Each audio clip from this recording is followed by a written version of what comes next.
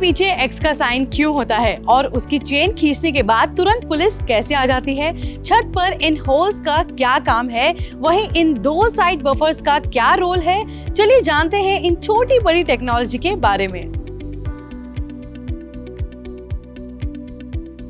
India का rail network दुनिया का चौथा सबसे बड़ा रेल नेटवर्क है। इसकी शुरुआत साल 1853 में हुई थी। 1,26,366 किलोमीटर तक में ये फैला हुआ है। 7,335 स्टेशन हैं, लेकिन जो हमारी ट्रेन है उसमें ऐसे कई साइंस होते हैं जिन्हें देखकर हम मजबूर हो जाते हैं कि इनका काम क्या है या इन्हें क्यों लगाया गया है। जैसे ट्रेन के पीछे साइड बफर्स लगे होते हैं, लुक वाइज ये मैग्नेट की तरह लगते हैं, लेकिन ये ट्रेन के डब्बों को जोड़ने का काम करते हैं। लेकिन अगर आपने देखा होगा तो इनमें भी अब बदलाव आ गया है। साइड बफर कपलिंग के साथ लगे होते हैं। ऊपर जो प्लेट लगी है वो साइड बफर है।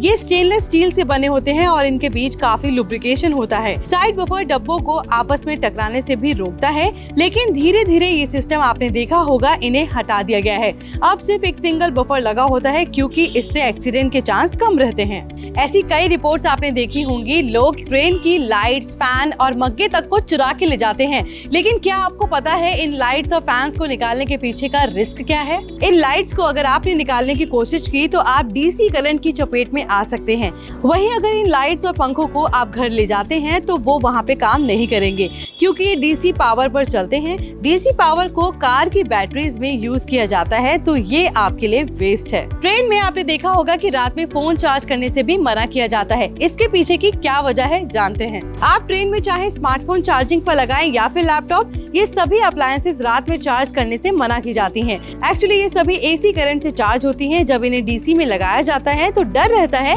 फोन लैपटॉप के फटने का, क्योंकि ये हीट ज्यादा प्रॉब्लम करता है। ऐसे में आपके और ट्रेन में बैठे लोगों के लिए खतरा हो सकता है।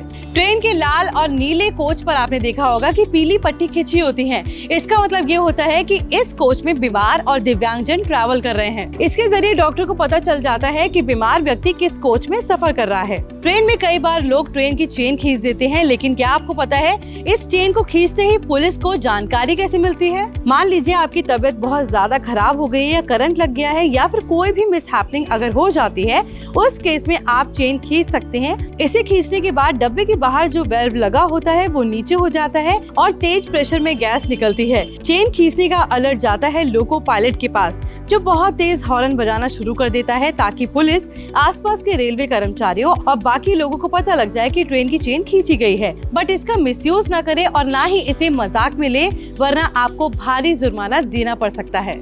आपने कई बार देखा होगा कि ट्रेन की ऊपर की साइड एक स्पीकर जैसा कुछ सिस्टम सा नजर आता है। इसका क्या काम है, चलिए जानते हैं। एक्चुअल में ये रूफ वेंटिलेटर है जो रूफ तक वेंटिलेशन पहुंचाने का काम करते हैं। अब मन में ये सवाल आया होगा कि ये बाहर कैसे जाती है? इसके लिए ही ये अलग अलग होल्स बनाए गए हैं। तो देखा आपने इंडियन रेलवे कैसे ट्रेन को डिजाइन करती है। अब जब भी आप ट्रैवल करेंगे तो आपको इन साइंस के बारे में जानकारी होगी।